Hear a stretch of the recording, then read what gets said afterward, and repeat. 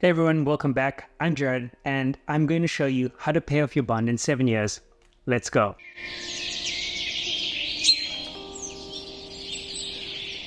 Owning a home is a huge financial commitment, often the biggest of our lives. It's 20 to 30 years of prepayments on a liability until it's finally paid off. But properties are generally seen as good debt, even though spending 20 to 30 years paying it off isn't ideal.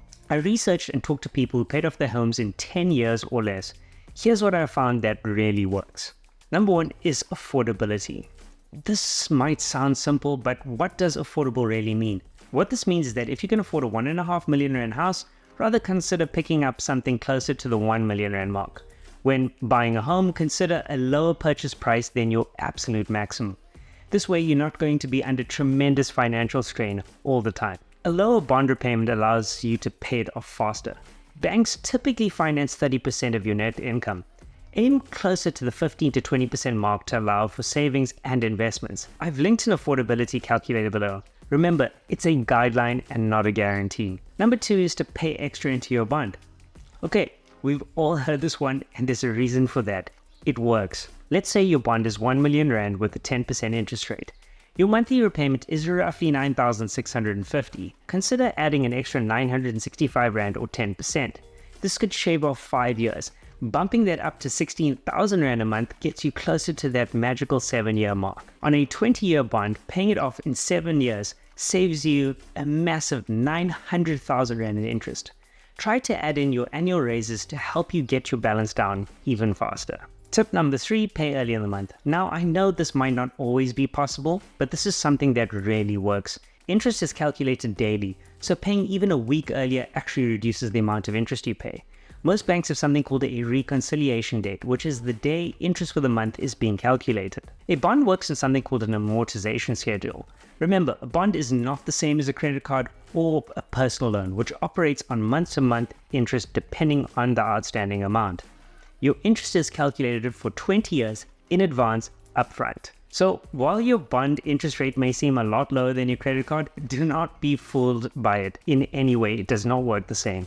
I've put up an amortization schedule on your screen right now. If you look at the first few years, almost 7.5 of the 9.6 repayment is going towards interest payments and barely even scratching the surface of the capital amount. Pay early in the month and you will see that it helps reduce that interest. Number 4 is to budget. This comes up in every single one of my videos without fail, and there's good reason for it. When you're taking on something of this magnitude, every single cent becomes important. How you spend your money becomes more and more important.